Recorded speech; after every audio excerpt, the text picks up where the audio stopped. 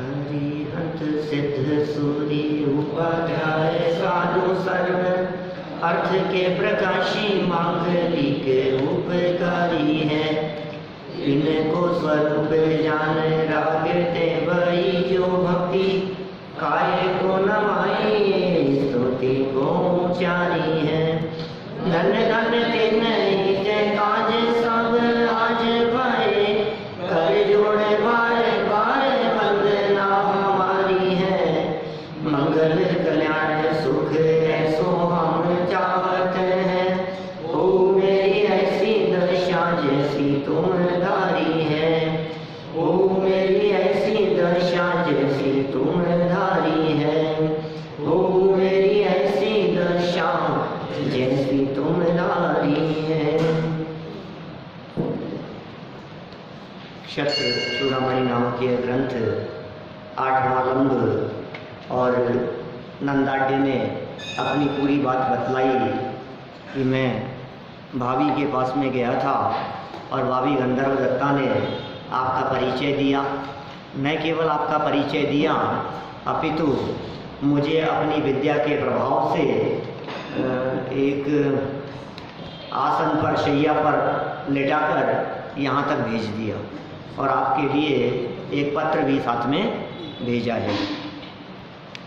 देखिए ये सब बातें सुनने के उपरांत जीवनधर कुमार का दुखी होना, यहाँ से बात को हमें आगे बढ़ाना है। पीछे एक मार्मिक बात कह दी गई थी कि भले ही मंत्र के प्रभाव से ऐसा कार्य हुआ हो, लेकिन प्रत्येक मंत्र बोलने वाले के कार्य सिद्ध हो ही जावे ऐसा जरूरी नहीं है, क्योंकि प्रत्येक व्यक्ति का कार्य होना ये अपने अपने उदय के अधीन दिखाई देता है। ऐसा लगता है अपने को कि देखो ये मंत्र बोलेंगे तो ऐसा हो जाएगा, इससे ऐसा हो जाएगा। अरे कोई भरोसा नहीं है, पुण्य पाप कर्म के उदय पर निर्भर करता है। और सुनो, जब ये बार बार पुण्य पाप कर्म के उदय की चर्चा करते हैं तो अज्ञानी जीव पुण्य की तरफ आकर्षित होता हुआ दिखाई देता है, लेकिन ज्ञानी जीव तो पुण्य से भी निरंतर भेद विज्ञान करता है। वो इस बात का विचार करता है कि ये पुण्य का उदय भी मुझे सुखी करने में समर्थ नहीं है। पाप के उदय से दुखी होता हुआ तो सारा जगत दिखाई देता है, लेकिन पुण्य के उदय से भी सुख ये ज्ञानी नहीं मानता, क्योंकि जो वास्तव में सुख है वो इस वैभव में नहीं है, अपने स्वभाव में है। इस तरह से वो जीव और पुद्गल की भिन्नता, कर्म और आत्मा की भिन्नता का अनुभव करता हुआ उपादान की योग्यता की तरफ ध्यान देता है, वही वास्तव में ज्ञानी है। देखिए फिर भी जीवनधर कुमार चूंकि गृहस्थ तो है ही, कुछ दुखी इनका होना। क्यों दुखी हुए, कारण क्या था? देखिए 22 नंबर का श्लोक है, 384 नंबर का यह पेज है। अखिद्यत ततः स्वामी सदयैरनुचोदितैः स्नेह पाशो हि जीवानां संसारं न मुञ्चति। इसके बाद जीवनधर कुमार दयाजनक छोटे भाई नंदाढ़ के कहे हुए वचनों से अत्यंत दुखी हुए। अभी तक तो नंदाढ़ कह रहे थे और ये सारी कथा जीवनधर सुन रहे थे। सुनते सुनते वे अत्यंत दुखी हुए। निश्चय से जब तक संसार है तब तक प्राणियों का स्नेह रूपी बंधन नहीं छूटता है। ये बंधन है बहुत बड़ा, ये मोह का बंधन है, राग का बंधन है, ये कषाय का बंधन है, ये छूटता नहीं है। कब तक?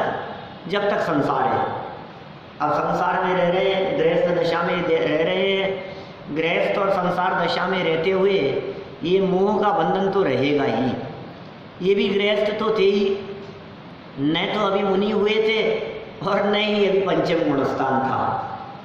गुणस्थान तो चौथा ही था और चौथे गुणस्थान के काल में परिवार के प्रति राग और मोह होना ये स्वाभाविक सा ही है। और फिर अपनों का वियोग और फिर याद आए वापस, जब तक याद नहीं आए तब तक तो तकलीफ नहीं देता, लेकिन याद आने के बाद वो तकलीफ होती ही है। तो देखिए यहाँ स्नेह रूपी बंधन कब तक नहीं छूटता, जब तक संसार दशा है। सर्वार्थ छोटे भाई नंदाढ़ के करुणाजनक कथन को सुनकर धैर्यशाली जीवंदर कुमार भी अत्यंत दुखी हुए। हैं तो खुद धैर्यशाली, उसके बावजूद भी कितना भी धैर्यशाली क्यों नहीं हो, कितना भी धैर्यशाली क्यों नहीं, बेटे का मरण हो जाए ना तो अच्छे अच्छे धैर्यशाली टूट जाते। माने अपनों की याद आए ना तो कितने भी धैर्यशाली हो तो फिर वो दुख और तकलीफ तो होती ही है। कितना समय हो गया और वो पत्नी की चिट्ठी भी आई साथ में, तो एकदम मोह भाव के कारण थोड़ा खेद खिन्न हुए, दुखी हुए। करुणाजनक, क्योंकि गृहस्थ जीवन में मनुष्य को स्त्री पुत्रादि विषयक स्नेह भाव तो रहता ही है, छूट नहीं पाता। आप कितना भी जगत जनों में इस तरह की चर्चाएं करते हो, लोग ऐसी बातें कहते हो, इनको तो मोह ही नहीं है। बातें कहते हैं लोग ऐसी, इनको तो मोह ही नहीं है सब, बिल्कुल भी। इनको तो अपनापन ही नहीं है, बच्चों को तो कोई मतलब ही नहीं है हमारे से। लेकिन आप ये गलत फहमी में हैं, संसार दशा में मोह छूटता नहीं है। मंदता तीव्रता जरूर होती है, कुछ कम हो जाता है, कुछ अधिक हो जाता है। जो पिता या जो माता पिता, समझ लो आप कभी भी बच्चे को डांट रहे हो, पिटाई कर रहे हो उसकी, और ऐसी परिस्थिति में उस बच्चे की मनस्थिति क्या होगी? मेरे तो अपने ही नहीं है, तो ये तो मुझे अपना समझते ही नहीं है, ऐसे डांटते हैं, ऐसे पीटते हैं मेरे को। ये शिकायत उसने आकर के हम जैसे किसी व्यक्ति से कही, तो बिल्कुल अपनापन नहीं है हमारे व्यक्ति। ये तो बहुत, आपको पता नहीं है आप कैसे हैं मेरे माँ बाप, आपको मालूम नहीं है। ये तो इतना डांटते हैं मेरे को, हर समय उल्टा सीधा कहते रहते हैं, बिल्कुल भी अपनापन नहीं है। तो हमने कहा सुन भाई, अब जब कभी ये तेरे को डांटे, ये कभी तेरे ऊपर हाथ उठाए, एक चांटा भी मारे, तो तू एक काम करना, नाटक करते हुए बेहोश हो जाने का, बेहोश होके दिखाना, ड्रामा करना थोड़ा सा ऐसा। क्या तुझे लगता है ना कि इनका मोह तेरे प्रति नहीं है? बिल्कुल भी नहीं है। ये बात तेरे को यदि देखनी है गहराई से, तो तू एक बार हमारे कहने से ऐसा नाटक करके देखना। बोलो, यदि डांटते हुए वो बच्चा एकदम चक्कर खा करके गिर जाए, तो बोलो आप डांटेंगे कि उसे संभालेंगे? बिल्कुल अपनापन नहीं है ना। देखो, मंदता तीव्रता हो सकती है, लेकिन अभाव नहीं हो सकता। संसार दशा में रहते हुए पत्नी पुत्र, माता पिता, भाई बहन, इनके प्रति तो प्रेम होता ही होता है। कितने भी एक दूसरे के दुश्मन हो भाई भाई, लेकिन उसके बावजूद भी भाई का भाई के प्रति प्रेम तो है ही। दुश्मन दिख रहे हैं, एक दूसरे की शक्ल देखना पसंद नहीं करते, लेकिन तो भी यदि आप मरणासन्न शैया पे पड़े हो तो जरूर वो उसके मन में आएगी बात की यार भाई तो मेरा ही है। ये कह रहे हैं यहाँ विशेषार्थ में स्त्री पुत्रादि के प्रति स्नेह भाव रहना, वह तो गृहस्थ जीवन का स्वरूप है। गृहस्थ जीवन में मिथ्यात्व और अनंतानुबंधी कषाय चौकड़ी के चले जाने पर भी जब तक अप्रत्याख्यानावरण तथा प्रत्याख्यानावरण कषाय चौकड़ी विद्यमान है। चौकड़ी तो जानते हैं सब, राजेश जी साहब। चौकड़ी माने है क्रोध, मान, माया, लोभ, ये कहलाती चौकड़ी। ये अनंतानुबंधी चौकड़ी कहें तो क्या लगाना भीम जी भाई साहब? अनंतानुबंधी क्रोध, अनंतानुबंधी मान, अनंतानुबंधी माया और अनंतानुबंधी लोभ। जब अनंतानुबंधी चौकड़ी कहे, जब कहें अप्रत्याख्यान चौकड़ी तो क्या लगाना? अप्रत्याख्यानावरण क्रोध मान माया लोभ। जब कहें प्रत्याख्यानावरण चौकड़ी, वही क्रोध मान माया लोभ। जब कहें संज्वलन चौकड़ी, संज्वलन क्रोध मान माया लोभ। देखिए ये शब्द शायद ही कोई ऐसे बुजुर्ग मिले हमारे जैन समाज में जिन्होंने ये शब्द कभी बोले नहीं, लेकिन अर्थ और भाव पूछो तो किसी को पता नहीं। आलोचना पाठ तो बहुत पुराने समय से घर में हमारे बुजुर्ग अम्मा जी, दादाजी, पुराने लोग वो सब बोलते रहे हैं। और उसमें एक लाइन आती है, अनंतानुजु बंधी जानो प्रत्याख्यान अप्रत्याख्यानो संज्वलन चौकड़ी बुनिए सब वेद जु सोड़स। बोले ये क्या है? अनंतानुजु बंदी जानो, अप्रत्याख्यान प्रत्याख्यानो और संज्वलन, और सबके साथ में लगा दिया चौकड़ी। अब पूछो किसी से अर्थ है? अनंतानुबंधी पहले में क्या? पहले में है, चौथे में जाती है। अप्रत्याख्यानावरण पांचवें में जाती है, छठे सातवें में प्रत्याख्यानावरण चली जाती है, और 10वें के अंत में संज्वलन चली जाती है। सूक्ष्म लोभ रहता है ना 10वें गुणस्थान तक, 10वें के अंत में जाता है। हमारे कहने का मतलब यह है कि जब कभी आलोचना पाठ बोलते हैं तो क्या कभी हमें इन चौकड़ियों का पता लगता है? सब भेद जो सोड़स माने 16, 16, सोड़स माने 16 होता है ना। सोड़स कारण गुण करे हरे चतुर्गतिवास, पाप पुण्य सब नाश के ज्ञान भान प्रकाश। लेकिन वो सोड़स शब्द बता रहा हूं मैं तो। इन दिनों 16 कारण पूजन कर रहे होंगे आप लोग। ये सोड़स क्या है? सोड़स माने 16 है। सब भेद जो सोड़स गुणी है। संज्वलन चौकड़ी, चौकड़ी माने 4। मोटी मोटी बातें तो ख्याल में आती रहे, हमारे दिमाग में पक्की होती रहे कि आखिर ये क्या कहना चाहते हैं। तो इन्होंने यहाँ क्या कह दिया, देखो। गृहस्थ जीवन में मिथ्यात्व और अनंतानुबंधी कषाय चौकड़ी के चले जाने पर भी जब तक अप्रत्याख्यानावरण तथा प्रत्याख्यानावरण कषाय चौकड़ी विद्यमान है, माने ये 4 कषाएं विद्यमान है, तब तक स्त्री पुत्रादि के प्रति राग भाव रहना भूमिका के अनुसार स्वाभाविक ही है। ये राग भाव भूमिका के अनुसार ही है, ये भूमिका को छोड़ करके नहीं है। होता है, नहीं होवे तो समझ लेना वो उचित नहीं है, नहीं होवे तो फिर वो भी तीव्र कषाय का परिणाम है, वो नाटक है। वो माने समझ लीजिए कल परसों की वो घटना चारों तरफ घूम रही है। 15 साल की बच्ची ने अपने पिता की हत्या कर दी, जैन समाज की थी। बोलो आप, 15 साल की छोटी बच्ची ने, हाँ जैन समाज, और गोधा है, हाँ बेंगलोर की, राजस्थान की थे, पता नहीं किसी गांव के। जैन, दिगंबर जैन और गोधा गोत्र, और 15 साल की उम्र, विराटनगर के पास या अलवर के पास के रहने वाले। बोलो कितनी दर्दनाक घटना थी। तो ये तो मोह ही नहीं बचा बिल्कुल भी। क्यों? बिल्कुल भी नहीं है ना।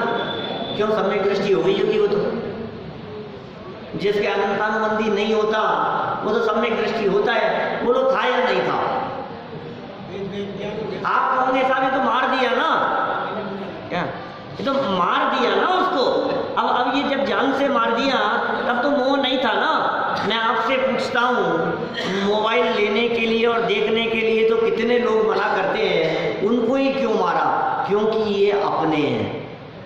आप समझ रहे हैं बात?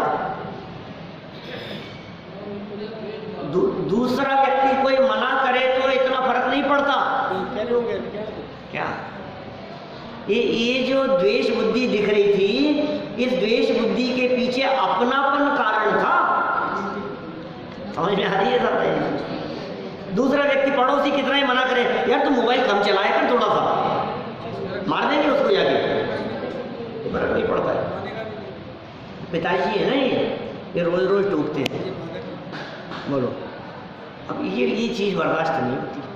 मेरा कहने का मतलब ये है, ये जो अपनापन है, आपको ऐसा लग रहा है अपनापन नहीं है, आपको ऐसे लग रहा है इसके तो कषाय नहीं बची होगी, अनंतानुबंधी नहीं होगी। क्या बात कर रहे हो आप?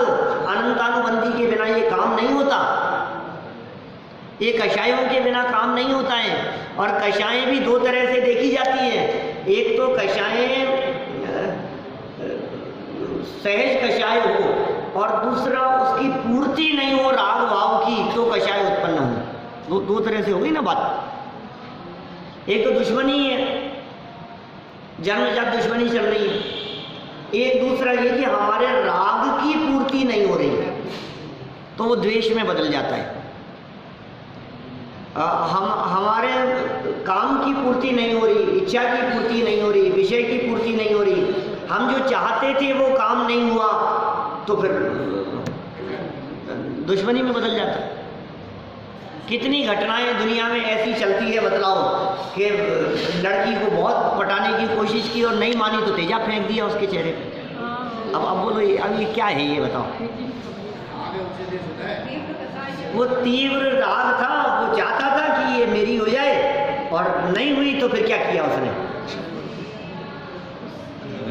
तेजा पटक दिया उसके माथे, जला दिया उसको मारने लग गया।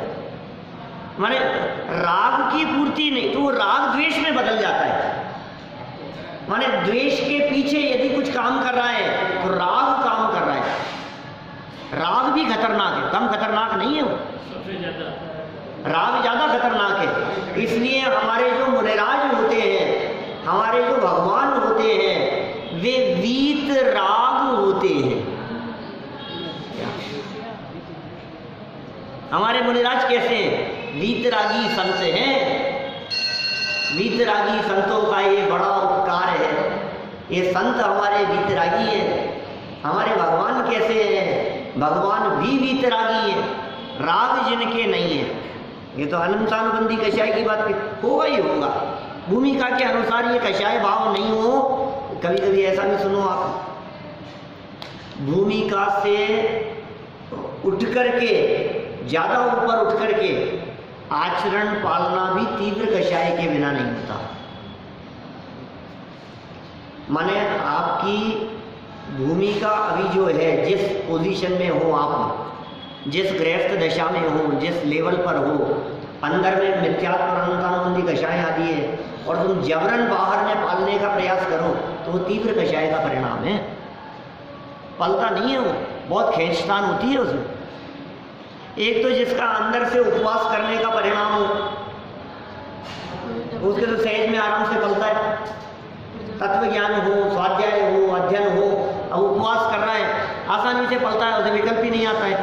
और जिसे जबरदस्ती करना हो उपवास, उसे तो उठते बैठते बाद सुबह से ही याद आने लग जाती है। सुबह से ही विकल्प आने लग जाता है। देखो, रोजाना 10-11 बजे तक वैसे ही कुछ नहीं खाते हो, भले ही मंदिर जाते हैं, पूजन वूजन में लगे रहते हैं, काम में लगे रहते हैं, फिर बनाते हैं, 11-11:30 बजे करीब खाते हैं रोजाना। लेकिन जिस दिन उपवास करना हो ना, उस दिन सुबह 8 बजे से भूख सी लगने लगती है। अब क्या हो गया? आज तो तुम्हारा उपवास है, बल्कि आज तो विकल्प नहीं आना चाहिए था। तो कह रहे हैं भैया अभी तेरी भूमिका है नहीं, तो जबरन खींचतान करके पालन करेगा।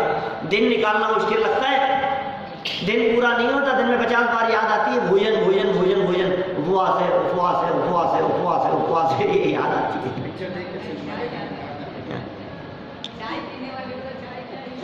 चाय याद आती है।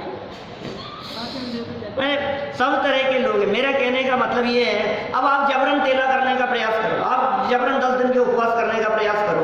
मैंने तो उपवास की बात कही है, इस तरह से और चीजों में लगाना। माने जहां खींचतान हो वहां धर्म नहीं है। क्या दीपेश जी? धर्म में सहजता होनी चाहिए, खींचतान नहीं होनी चाहिए, जबरन नहीं होनी चाहिए, पीड़ा नहीं होनी चाहिए। आनंद आए उसका नाम धर्म है, आनंद नहीं आए, कष्ट का अनुभव हो रहा है तो फिर धर्म नहीं है। धर्म अशांति का कारण थोड़ी होगा। अशांति का कारण थोड़ी ना होगा धर्म। धर्म तो शांति के लिए है, धर्म तो सुख के लिए है, धर्म बेचैनी के लिए नहीं है, धर्म आकुलता के लिए नहीं है। अब ये तो आकुलता हो रही है, तो तड़प रहा है, तो हे भगवान बस एक दिन और निकल जाए, एक दिन और निकल जाए। कर क्या रहा है तू? कैसे निकाल रहा है तू? मर मर के निकाल रहा है, रो रो करके निकाल रहा है, एक एक पल एक एक घंटा तेरा रो रो करके बीत रहा है। फिर समझाने वाले थोड़ा सा और, थोड़ी सी और हिम्मत है, थोड़ा सा और, क्या हिम्मत है, क्या कर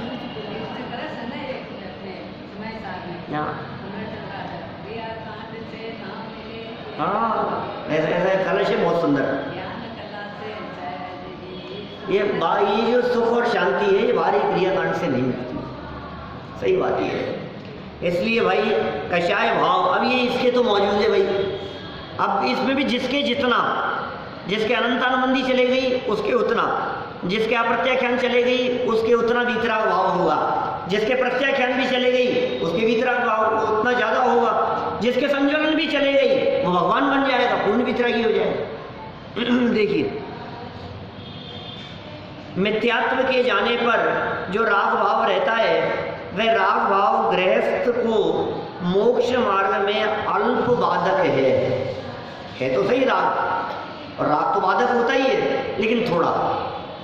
अतः सबसे पहले अनंत संसार को बढ़ाने वाला मिथ्यात्व माने विपरीत मान्यता को नष्ट करने का उपदेश दिया जाता है। सबसे पहले मान्यता बदलो, मिथ्यात्व टूटे सबसे पहले। तो ये उल्टी मान्यता नहीं टूटे तो तुम दुनिया में कुछ भी कर लो, कुछ नहीं हो सकता है। चाहने पे भी नहीं टूट रही है। आप बात तो सही कह रहे हो, आप इनका बात क्या कह रहे हैं, चाहने पे भी नहीं टूट रही है। सही बात तो ये है कि आप इसको तोड़ना तो चाह रहे हो लेकिन सम्यक पुरुषार्थ नहीं चल रहा है। वो सम्यक पुरुषार्थ होता है अंतरोन्मुखी, तोड़ने की इच्छा से नहीं टूटती है। अंतरोन्मुखी पुरुषार्थ होता है तो वो स्वयं टूटती है। तोड़ने के लिए प्रयास करने की आवश्यकता नहीं, प्रयास उधर करना चाहिए। प्रयास अपने ज्ञायक का लक्ष्य करने का करो, कौन में ये भेद विज्ञान करने का प्रयास करो। आत्मा कौन है, परमात्मा कौन है, ये परमात्मा कैसे बन गए हैं, परमात्मा बनने का मार्ग क्या है, परमात्मा कोई अलग नहीं होते। जो जीव भेद विज्ञान और पुरुषार्थ करते हैं वे जीव परमात्मा बन जाते हैं। हमारे यहाँ जो परमात्मा बनते हैं वे लौट करके संसार में नहीं आते, संसार में जो होते हैं वे परमात्मा बन करके ऊपर चले जाते हैं। ये जैन दर्शन की विशेषता है। दुनिया के सब दर्शनों में एकमात्र जैन दर्शन ही तो ऐसा दर्शन है जो भक्त नहीं भगवान बनने की बात कहता है, जो ये कहता है कि सुनो लक्ष्य भगवान बनने का रखो और क्या करो, लक्ष्य भगवान बनने का हो और पुरुषार्थ फिर धीरे धीरे भूमिका के अनुसार जैसा है वैसा बढ़ता चले। क्योंकि भगवान बनने के पहले मुनिराज भी बनेगा, क्या मुनिराज बनने के पहले व्रत भी होंगे, संयम भी लेगा, बाहरी नियमों का पालन भी होगा, धीरे धीरे स्वाध्याय भी होगा, अपने स्वरूप को समझना भी होगा। तो स्टेप बाय स्टेप चलेगा ना। अब कोई ये बात कहे कि नहीं नहीं साहब आप तो एक काम करो, आप तो इतनी सी उम्मीद रखो कि हमें तो रात्रि भोजन छोड़ना है, काहे को बड़ी बड़ी बातें करते हो, इतनी लंबी लंबी बातें क्यों करते हो कि भगवान बनेंगे हम, इतनी ऊंची ऊंची बातें क्यों करते हो।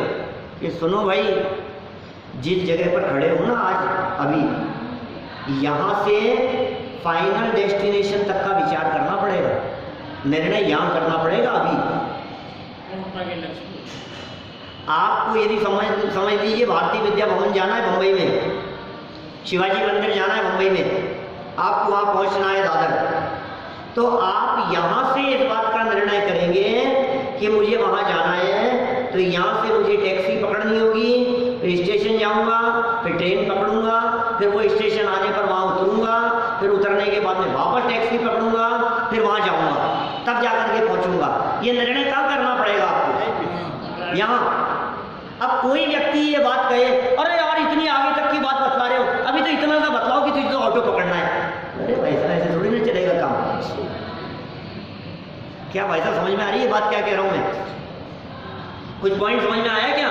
कोई व्यक्ति ये कही अभी तो इतने भाई इतनी लंबी बात अपने समझ में नहीं आती, अपने को तो इतना सा बतलाओ, अभी तो तेरे को ऑटो पकड़ करके रेलवे स्टेशन जाना है, फिर बाद में सोचना फिर आगे क्या करना है? बाद में सोचना, घर में बैठे बैठे सोचना पड़ेगा कब ऑटो पकड़ना है, कब ट्रेन पकड़नी है, कब बस पकड़नी है, कहाँ जाकर के फ्लाइट पकड़नी है, कहाँ जाकर के चेंज करनी है, कहाँ जाकर के क्या होगा, ये सब पहले घर में बैठे बैठे नक्की करना पड़ेगा, तब जाकर के मंजिल तक सही सलामत ढंग से पहुंच पाएगा। और जिसने ये सोच लिया अरे बातें तो बहुत बड़ी बड़ी करते हो, अभी पहले ये तो कर लो, ये भी करेंगे, लक्ष्य वहां का है तो फिर ये काम तो रास्ते में होंगे ही अपने आप। लक्ष्य का निर्धारण अभी किया जाता है, लक्ष्य का निर्धारण पहले किया जाता है, अभी लक्ष्य का निर्धारण होगा तो फिर सब काम बराबर होंगे समय से।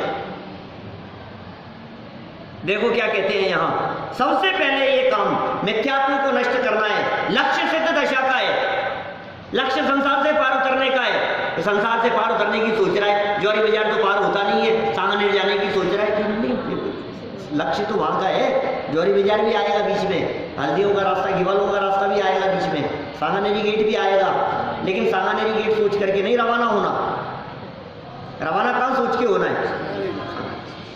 संगी जी मंदिर जाना है, सांगानेर जाना है, दर्शन करने के लिए जाना है, वहां सोच करके जाएगा ना। अच्छा शिखर जी जाना हो भैया तो क्या करें बोलो? ट्रेन भी पकड़नी पड़ेगी, हो सकता है फ्लाइट पकड़नी पड़े, हो सकता है बस लेनी पड़े, हो सकता है ऑटो टैक्सी लेनी पड़े, फिर वहां जाकर के हो सकता है तांगा करना पड़े, जो भी हो, जैसे भी रिक्शा लेकर के आप वहां से वहां तक पहुंचो, फिर कुछ पैदल भी जाना पड़े, फिर कहीं इंतजार भी करना पड़े, ये सारी बातें पहले होगी ना। हमें शिखर जी जाना है, मान लो अभी जाना है, अक्टूबर में जाना है हमारे को शिखर जी, शिविर है वहाँ, पंचवर्षीय शिविर, बड़ा शिविर है, तो टिकट नहीं हो रहे, टिकट ही नहीं मिल रहे हैं कहीं भी। अब टिकट नहीं मिल रहे तो अब क्या करें बोलो? जैसे तैसे करके एक दो वेटिंग के अंदर जाने की टिकट तो ले लिए, अब आने की टिकट तो कहीं संभावना नहीं दिख रही वापसी में, तो क्या करें? वापस आएंगे कि नहीं आएंगे? अब क्या करें बोलो? यहीं से लेकर के जाएंगे क्या? जो भी हो स्थिति, और निर्णय करना पड़ेगा वहां से कहाँ जाना है, वहां से कहाँ जाना है, 10 जगह से दिमाग लगा लिया, धनबाद से देख लिया, गया से देख लिया, वहां से देख लिया, उधर से कोलकाता से देख लिया, फ्लाइट कनेक्शन देख लिए, ट्रेन का सफर देख लिया, दुनिया भर में दिमाग लगा लिया, कहाँ से कहाँ पहुंचे, क्या करें बोलो? अब वेटिंग क्लियर नहीं होगी, ये नक्की है बिल्कुल। अब वेटिंग में लेना है कि नहीं लेना है टिकट, बोलो क्या करें? तो एक काम करो, वहां से वहां का ले लो, फिर वहां से उधर का ले लो, फिर वहां से दिल्ली का ले लो, फिर दिल्ली से जयपुर साधन मिल जाएगा, तो ऐसे घूम फिर करके आ सकते हैं। ये कहाँ नक्की करना पड़ेगा बोलो चाची जी? हैं? अभी अभी नक्की कर, अरे फिर देखेंगे यार, अभी तो ये करो, क्या करेगा? पागल हो जाएगा। समझ में आ रही है बात? आपको क्या करना है, जो कुछ भी करना है आपको, जहाँ पहुंचना है, ये पहुंचना नक्की है, बीच अपन जनता कॉलोनी में पहुंचना है, क्या ये घर है, यहाँ पहुंचना है अपने को वापस। अब यहाँ तक पहुंचने के लिए जो भी साधन होंगे, क्या ये पहले नक्की करना पड़ेगा, तत्काल नहीं सोच सकते हो आप कि नहीं साहब वहां से ट्रेन पकड़ लेते हैं, फिर वहां से फ्लाइट ले लेंगे, फिर सुन पहले नक्की करना पड़ेगा दोनों के बीच में अंतराल कितना है। वहां से दिल्ली की फ्लाइट मिल रही है, फिर दिल्ली से ट्रेन ले लेंगे, फिर वहां से यहाँ आ जाएंगे कि सुन फ्लाइट पहुंचती है सुबह 6 बजे, ट्रेन मिलती है शाम को 8 बजे, क्या करना है? तो पागल है, सुबह से शाम तक वहां रुका रहेगा, 5 घंटे में तो दिल्ली से जयपुर आ जाएगा दूसरी गाड़ी लेकर के। तो नक्की क्या करना पड़ेगा बोलो? बाद में नक्की करेंगे वहां पहुंच के। ये मोक्ष जाना है तेरे को, फाइनल डेस्टिनेशन तेरा वो है, शादी अनंत काल के लिए तुझे सुखी होना है, तो क्या करना पड़ेगा बोलो? पहले लक्ष्य बना, इधर वो लक्ष्य बना लिया, अब क्या करें? अब स्टेप तो यहीं से चालू होगा। आपने नक्की कर लिया कि फ्लाइट से जाना है, तो स्टेप तो यहीं से चालू होगा कि आपको कैब बुलानी पड़ेगी घर के बाहर, फिर एयरपोर्ट जाना पड़ेगा। आपने नक्की कर लिया ट्रेन से जाना है, तो तेरे को घर के बाहर से ऑटो टैक्सी पकड़नी पड़ेगी स्टेशन तक जाने के लिए। स्टेप तो यहीं से शुरू होगा, वहां से शुरू नहीं होगा, वहां तक कैसे जाएगा? तो यदि मोक्ष जाने के लिए मुनि बनना है तो मुनि बनने के लिए क्या करना पड़ेगा? स्टेप तो यहीं से ही शुरू होगा। घर में रहते हुए सबसे पहले अपनी मान्यता बदल, अपना श्रद्धान बदल। सबसे पहले मिथ्यात्व को नष्ट करने का उपदेश दिया जाता है। ये कह रहे हैं यहाँ पे सबसे पहला काम ये है, मिथ्यात्व को नष्ट करने का उपदेश। देखो पत्र में क्या आया, जरा बात तो पढ़े। जीवेंद्र कुमार के नाम पत्नी का पत्र, ओपन पत्र है। आप लोगों को आश्चर्य हो रहा है, दादा सुनाते हैं घटना कभी। आज के ज़माने में जब बच्चों को इस तरह की बात बतलाएं कि पहले के ज़माने में चिट्ठी ऐसी आया करती थी जो पोस्ट कार्ड होता था। पोस्ट कार्ड क्या होता है? अभी आर्यन को बताना हो ना, ये पोस्ट कार्ड होता था ऐसे, और 15 पैसे का आता था, फिर 25 पैसे का, फिर 50 पैसे का होकर के बंद हो गया। फिर 5 पैसे का आता था। हमने 15 पैसे तक का देखा है, आपने 5 पैसे का देखा। वो पोस्ट क्या होता था? पोस्ट कार्ड होता क्या है? बोले चिट्ठी होती है, चिट्ठी। एक तरफ पता लिखा जाता है और बाकी सारे समाचार लिखे जाते हैं कि ये ऐसा। पुराना एक दिन निकल गया, घर में देखा कोई ऐसा ओपन लेटर। पापा ओपन लेटर, क्या बात कर रहे हो आप? ऐसा खुला पत्र किसी को भी। और दादा कहते हैं दादा ने शादी के बाद में पत्र लिखा था अपनी वाइफ को, तो ये पोस्ट कार्ड पे, और पूरे गांव में सब पढ़ते हुए ये चिट्ठी आई है। ये वो भी क्या जमाना था। आज तो चिट्ठियां बंद हो गई है। सोमबाबू जी बोलो, आज तो चिट्ठियां बंद हो गई है। कौन लिखता है? तार तो बंद कर ही दिए गवर्नमेंट ने। 150 साल पुरानी तार सेवा तो बंद कर दी गई, जरूरत ही नहीं। आज के इस इंटरनेट के ज़माने में, आज के इस टेक्नोलॉजी के ज़माने में कौन किसको चिट्ठियां लिखता है? सब बंद हो गया है ये सब। आजकल तो सेकंडों में मैसेज पहुंचते हैं, फेस टू फेस बात होती है। कहाँ जरूरत है इन चीज़ों की? लेकिन भाई ये तो जीवेंद्र कुमार की पत्नी गंधर्व दत्ता ने तो जीवेंद्र कुमार के लिए पत्र भेजा था। वो पत्र जीवेंद्र कुमार को मिला। देखें क्या लिखा है उसमें। 385 नंबर पेज, 23 नंबर का श्लोक देखो। जीवेंद्र कुमार को गंधर्व दत्ता का पत्र। गुणमाला व्यथाशंसी पत्रम चायमवाचयत् चतुराणां स्वकार्योक्तिः स्वमुखान्न ही वर्तते। फिर जीवेंद्र कुमार ने गुणमाला की विरह पीड़ा का सूचक गंधर्व दत्ता का भेजा हुआ पत्र पढ़ा। गुणमाला भी पत्नी थी, हैं? ये कह रहे हैं गुणमाला की विरह पीड़ा सूचक कि आपके चले जाने के बाद उसकी क्या हालत हो रही है। अब क्या करें? उसका नाम लेकर अपनी बात कह रही है। देखो समझदार लोग डायरेक्ट बात नहीं कहते, इशारा करते हैं। जगत में ऐसी कहावत चलती है कि बहू को समझाना हो तो बेटी को समझाया जाता है।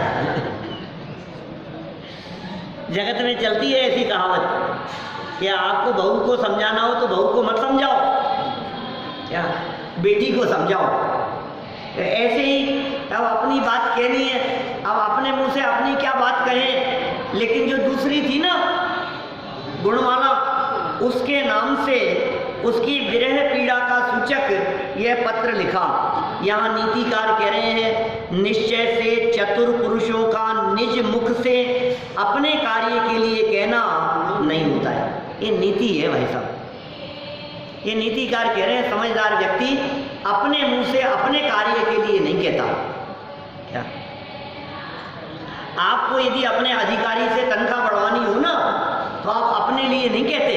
आप ये समझदार आदमी ये कहता है कि लोगों का थोड़ा सा, लोग ये कह रहे हैं, क्या ऐसा होता है। ये सहज ही है, ये स्वरूप इस तरह का औरों के नाम से। ये चतुर पुरुषों की ऐसी बात कही है। नीति है, जन सामान्य के ऊपर जो लागू हो उसे नीति कहा जाता है, जन जन के ऊपर। इसमें कोई जैनियों का अधिकार क्षेत्र नहीं है। जैन हो चाहे अजैन हो, मानव मात्र के ऊपर जो लागू हो ऐसी नीति। और जीवनधर कुमार का ये चरित्र क्षत्र चूड़ामणि ग्रंथ ये तो नीति के लिए प्रसिद्ध है। सरल अर्थ में देखें, जीवनधर कुमार ने गंधर्व दत्ता द्वारा प्रेषित वह पत्र पढ़ा जिसमें गुणमाला के विरह दुख का वर्णन लिखा हुआ था।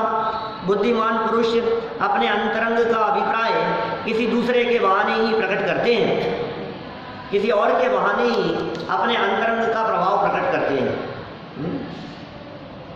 सरल अर्थ जीवन, ये तो सरल अर्थ तो पढ़ दिया अपन ने। विशेषार्थ, चतुर गंधर्व दत्ता ने पत्र में अपने दुख की बात न लिखकर गुणमाला के विरह दुख का वर्णन विस्तार पूर्वक करके अपने दुखी होने के अभिप्राय को परोक्ष रूप से प्रकट कर ही दिया। क्या दोनों ही पत्नियां थी जीवनधर कुमार की, गंधर्व दत्ता भी पत्नी थी, गुणमाला भी पत्नी थी। पत्र लिख रही है गंधर्व दत्ता, बात कह रही है गुणमाला की। गुणमाला की बात गुणमाला ने तो कही नहीं थी, क्या कह तो स्वयं ही रही है ना। देखिए, पति के वियोग में पत्नी का दुखी रहना स्वाभाविक है, सहज ही है ऐसा। तथापि गंधर्व दत्ता ने अपने विरह के दुख की बात सीधी नहीं लिखी। यही तो चतुर लोगों की चतुराई होती है, जैसे जीवनधर कुमार भली भांति समझ गए। क्या चतुर व्यक्ति यदि चतुराई से बात करे, सामने वाला व्यक्ति भी यदि चतुर हो तो चतुराई की बातों को समझ ही जाता है। गंधर्व दत्ता के पत्र का क्या प्रभाव पड़ा? मुझे लगता है जीवनधर कुमार के लौटने की तैयारी हो रही है। सेना तैयार हो गई थी, धनुर्विद्या दूसरे राजकुमारों को सिखा दी थी, धीरे धीरे सारा माहौल तैयार हो गया।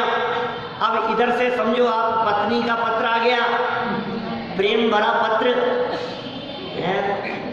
विरह की बात लिखी कि भाई बहुत समय हो गया, अब तो आपकी याद सताती है। देखो क्या कह रहे हैं, पत्र का प्रभाव। अन्यापदेश संदेशात् खेचरयां खेदवानभूत विद्वेष पक्षपातश्च प्रतिपात्रं च विद्यते। जीवनधर कुमार गुणमाला के बहाने से पत्र में लिखित संदेश से विद्याधरी गंधर्व दत्ता के लिए ही खेदित हुए। उन्हें गुणमाला की याद नहीं आई क्या? उन्हें तो गंधर्व दत्ता की ही याद आई। फिर नीतिकार की बात कह दी, निश्चय से द्वेष भाव और पक्षपात अर्थात प्रेम भाव प्रत्येक व्यक्ति की अपेक्षा भिन्न भिन्न होता है। ऐसा नहीं है कि प्रेम भाव सबका, पत्नियां हैं तो सब पत्नियों के प्रति एक जैसा होगा, या समझ लीजिए आपके 4 पुत्र हैं तो चारों पुत्रों के प्रति एक जैसा प्रेम होगा। कहने को तो आप यही कहते हो, हमारे लिए तो सभी बेटे हैं, तो भी आपका झुकाव किसी के प्रति तो विशेष होता ही है। ये सहज ही है इस तरह का स्वरूप। ये प्रेम भाव भी सबके प्रति एक जैसा नहीं होता और द्वेष भाव भी सबके प्रति एक जैसा नहीं होता। ये जगत का ऐसा स्वरूप है, राग भी विचित्र रूप में देखा जाता है और द्वेष भी विचित्र रूप में देखा जाता है। द्वेष भी सबके प्रति एक जैसा नहीं होता। आपके लिए सारे दुश्मन एक जैसे नहीं होते और आपके लिए सारे राग करने वाले अपने लोग एक जैसे नहीं होते। फर्क तो होता ही है, भिन्न भिन्न होता है। प्रत्येक व्यक्ति की अपेक्षा वो भिन्न, व्यक्तिगत है ये चीज, पर्सन टू पर्सन निर्भर करता है। सरल अर्थ में देखो, गंधर्व दत्ता द्वारा गुणमाला के बहाने लिखित समाचारों को पढ़कर जीवनधर कुमार अपनी विद्याधरी पत्नी गंधर्व दत्ता के विषय में अधिक दुखी हुए, क्योंकि प्रेम भाव और द्वेष भाव प्रत्येक व्यक्ति के हृदय के अभिप्राय को व्यक्त कर ही देता है। विशेषार्थ देखो, विलक्षण बुद्धि की विचित्रता, विलक्षण बुद्धि है और विचित्रता भी है। जीवनधर कुमार ने पत्र में तो गुणमाला के विरह दुख का वर्णन पढ़ा, और मन में पत्नी गंधर्व दत्ता के प्रति अत्यधिक प्रेम उमड़ा। ऐसा होता है। अभी तक जीवनधर कुमार ने 5 विवाह किए हैं। यहाँ तक गिनती आ गई, आप लोगों को याद नहीं हो तो बतला दिया, 5 हुए हैं। आप 5 की बात करते हो, हजारों अलाउ हुए हैं हमारे यहाँ तो।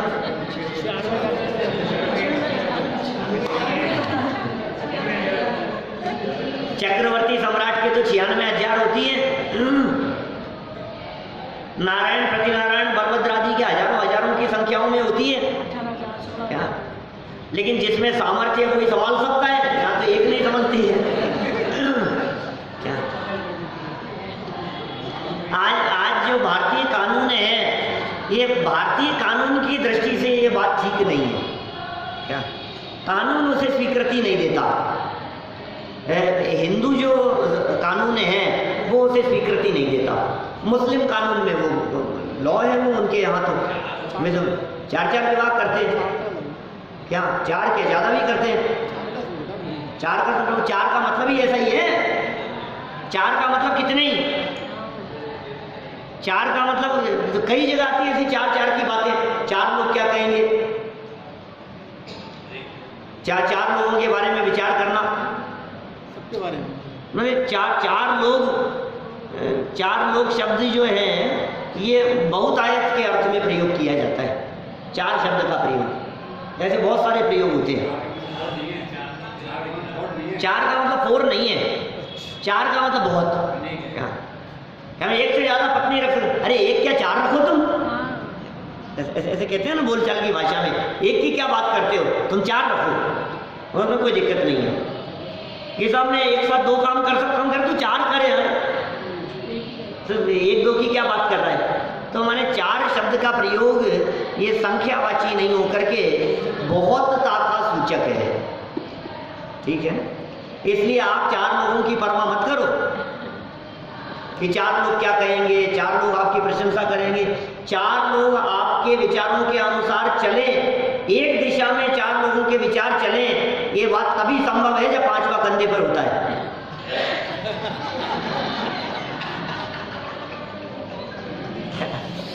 बाकी 4 लोग एक दिशा में मुंह करके चले,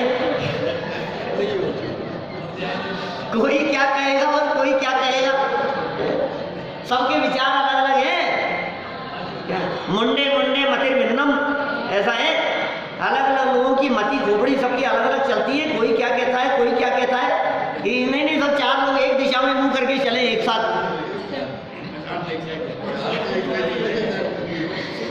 5वें को लेकर के चलेंगे तो होगा ऐसा काम।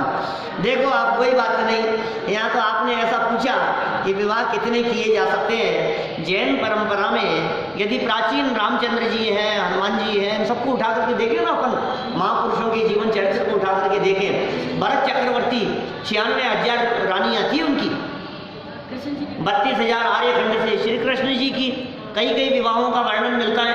तो ये सब पुराणों में प्रथमानुयोग में तो वर्णन मिलता है, लेकिन इन प्रथमानुयोग का हवाला देकर के आप एक की जगह 2 भी रखने का प्रयास करोगे तो जेल हो जाएगी।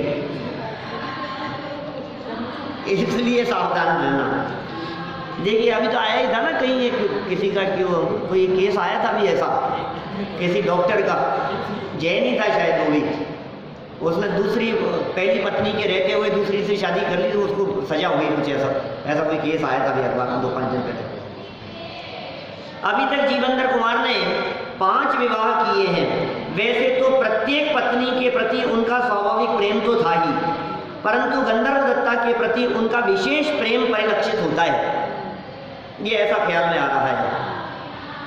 चलिए तो एक और पढ़ लेते हैं अपन, फिर राग की विशालता की चर्चा करेंगे। समय तो हो गया है वैसे, लेकिन 2 मिनट और तो कुछ बात आए और विशेष। विवेकी महापुरुषों की विशेषता। प्रिया शोक श्रुतिर्जाते शोकोप्येतस्य नास्फुरत् नैहि प्रसाद खेदाभ्याम विक्रियन्ते विवेकिने। अपनी प्रिया गंधर्व दत्ता के शोक को सुनने से इन कुमार के उत्पन्न शोक भी बाहर प्रकट नहीं हुआ। निश्चय से विवेकी पुरुष हर्ष से और विषाद से विकार भाव को प्राप्त नहीं होते, मन में रखते हैं, वो बात व्यक्त नहीं करते। पत्र के माध्यम से अपनी प्रिय पत्नी गंधर्व दत्ता के दुख का अनुभव कर जीवनधर कुमार अंतरंग में अत्यंत शोक संतप्त हुए, परंतु उन्होंने अपने अनुज नंदाढ़ के समक्ष शोक व्यक्त नहीं किया। यह योग्य ही है, क्योंकि विवेकी पुरुष अपने मन में उत्पन्न होने वाले हर्ष विषाद को प्रकट नहीं होने देते। देखो, हीन सामर्थ्य वाले लोग, वो उनके पेट में बात पचती नहीं है, और जो विशेष सामर्थ्य वाले लोग होते हैं वे अपने अपमान की बात हो चाहे प्रशंसा की बात हो, विशेष तीव्र राग की बात हो चाहे द्वेष की बात हो, वे दोनों ही बातों को अपने हृदय में धैर्य पूर्वक रख लेते हैं। कहा भी गया है, अधजल गगरी छलकत जाए। इस न्याय से सामान्य जन छोटे छोटे हर्ष और विषाद के कारणों से तत्काल प्रभावित होते हैं। पानी का घड़ा आधा भरा हुआ हो और कोई व्यक्ति लेकर के चल रहा हो तो पानी उछलता ज़्यादा है, बैलेंस नहीं बनता उसका, और पूरा भरा हुआ हो तो वो बैलेंस रहता है उसका, वो भरा हुआ रहता है। माने थोड़ा होता है तो उछलता ज़्यादा है, ये कह रहे हैं यहाँ, और अपनी प्रतिक्रिया व्यक्त करने लगते हैं हर्ष विषाद के कारण, किंतु महापुरुष ऐसा नहीं करते। जीवनधर कुमार ने धैर्य धारण कर अपनी महानता का परिचय दिया है, और नीतिकारों ने जीवनधर कुमार के चरित्र के माध्यम से हम आप लोगों को यह भी सिखा दिया है कि अपनी महानता का परिचय देवें, थोड़ा धैर्य रखें। अपने जीवन में घटने वाली ऊपर और नीचे जो भी ऊंच नीच जो घटनाएं घटती है, उनमें जितना धैर्य रखने का प्रयास करेंगे उतने आप सफल इंसान कहलाएंगे। हम सभी अपने मनुष्य जीवन को अत्यधिक धैर्यपूर्वक सफल सार्थक करें, इसी भावना से बात को यहीं विराम देता हूं।